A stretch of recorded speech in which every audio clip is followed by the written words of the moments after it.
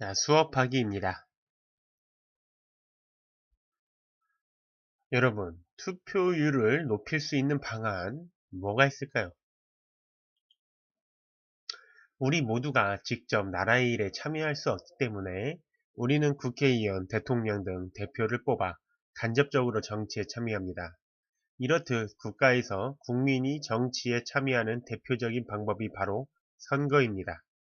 소수의 사람들이 권력을 독점하고 이를 악용하지 않도록 국민을 대표하는 사람을 직접 우리 손으로 뽑아야 합니다. 별것 아닌 것 같아 보이는 한 표 한 표가 모여 우리나라의 미래를 만드는 것입니다. 그런데 대통령 선거, 국회의원 선거 등 중요한 선거가 있을 때마다 뉴스에서는 점점 낮아지는 투표율에 대한 우려의 목소리를 보여줍니다. 사람들이 투표에 쉽게 참여하지 못하는 이유는 무엇일까요? 투표율을 올리기 위한 기술적인 방법에는 어떤 것이 있을까요? 학교 또는 학급에서 실시했던 선거와 투표 경험을 떠올려 봅시다. 어떤 점이 불편하였나요? 투표를 실시할 때 매번 투표용지 만드는 것도 힘들었죠. 또 투표용지에 표시된 후보자를 매번 확인해서 투표수를 알아봐야 하는 것도 힘들었습니다. 부모님과 선거날 투표를 했던 경험을 떠올려 봅시다. 많은 사람이 한 곳에서 투표를 할 때 어떤 점이 불편했나요? 지정된 장소로 가야 했고 줄을 서서 기다려야 하는 등 시간과 돈을 쓰는 경우가 있었습니다.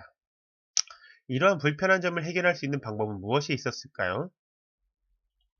투표 장소를 많이 늘리거나 인터넷에서 쉽게 투표를 할 수 있도록 만들면 되겠죠. 그것이 바로 전자투표입니다. 전자투표에 대해서 알아봅시다. 전자투표란 무엇일까요? 선거인이 투표소에 가지 않고 컴퓨터 온라인 시스템을 통해 하는 투표를 말합니다. 전자투표의 장점은 무엇이 있을까요? 유권자의 투표 기회 증가에 따라 투표율이 향상될 수 있겠습니다. 투표 결과를 신속하게 알 수도 있겠습니다. 전자투표의 단점에 대해서 한번 이야기해 봅시다. 유권자 개인별로 인증하는 문제가 있습니다. 투표 내용의 기밀성 유지가 힘들다는 문제가 있습니다. 전자투표 프로그램을 개발한다면 어떤 점이 편리할지 한번 이야기해 봅시다. 후보자와 유권자 이름만 변경하면 계속 사용할 수가 있겠고 자동으로 투표수를 확인할 수 있으니 편리할 수 있겠습니다. 그래서 이번 시간 공부할 문제가 바로 자동으로 투표수를 확인할 수 있는 전자투표 프로그램 만들기입니다. 첫 번째 활동은 예시 작품을 살펴보고 나만의 전자투표 프로그램을 구상하기. 두 번째 활동은 예시 작품을 설계하기. 세 번째 활동은 예시 작품 만들어 보기. 네 번째 활동은 나만의 전자투표 프로그램 만들어 보기입니다.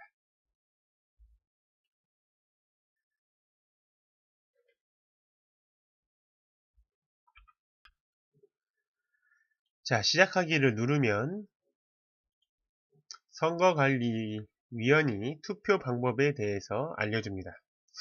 자, 나를 클릭하면 투표할 수 있다라고 방법을 알려주죠. 클릭을 합니다. 투표자 명단에 있는 자신의 이름을 입력해야 됩니다. 투표자 명단에 없는 이름을 입력하면 투표를 할 수가 없습니다. 일단 제가 김태우라고 생각하겠습니다. 김태우라고 입력을 하면 투표할 후보자 번호를 입력해 주세요 해서 후보자 1번, 2번, 3번 중에 번호를 입력합니다. 1번을 입력하겠습니다. 투표가 정상적으로 처리가 됐고 다시 클릭하면 투표가 할 수 있다고 나옵니다. 자, 최윤석과 김성진, 아까 김태우 투표자는 삭제가 됐죠. 제가 김규섭이라고 입력을 해보겠습니다. 투표자 명단에 없으면 없다고 해서 투표를 더 이상 할 수가 없습니다. 다시 클릭하면 자, 최윤석이라고 투표자 명단을 치면 삭제가 되고 그 다음에 번호를 입력하게 됩니다. 1번 입력하겠습니다. 다시 클릭하고 김성진이라고 입력하고 번호를 3번 입력하겠습니다. 투표 완료가 됐다고 뜨면서 1번 득표수, 2번 득표수, 3번 득표수, 무효표가 나옵니다. 이렇게 투표가 완료가 됩니다. 자, 이 예시 작품을 떠올리면서 어떤 부분을 같게 하거나 다르게 표현할지 생각하며 내가 만들고 싶은 전자투표의 제목과 화면을 구상해 봅시다. 자, 예시로는 반장선과 똑같은 화면을 넣었지만 여러분들이 만들고 싶은 선거, 전자투표 프로그램을 한번 생각을 해보시기 바랍니다. 사람들이 투표를 하고 결과를 공개하는 과정을 여러 단계로 나누어 표현을 해봅시다. 투표하는 과정은 어떻게 될까요? 일단 투표자 명단에 본인이 있는지 본인 확인 절차를 하죠. 그 다음 원하는 후보의 기호에 도장을 찍고 투표함에 투표용지를 넣습니다. 결과를 공개하는 과정은 어떻게 진행이 됐나요?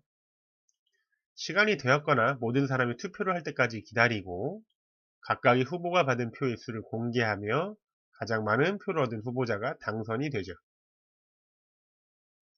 자, 예시 프로그램에서 투표를 하기 전 어떤 절차가 있었나요? 자신의 이름을 입력받아 이름이 투표자 명단에 있는지 확인하고 있는 경우에만 투표를 할 수 있었습니다. 예시 프로그램에서는 어떤 리스트들이 어떻게 활용되고 있나요? 후보자 명단은 후보자의 명단을 화면에 보여주어 원하는 기호를 입력할 수 있도록 도왔죠.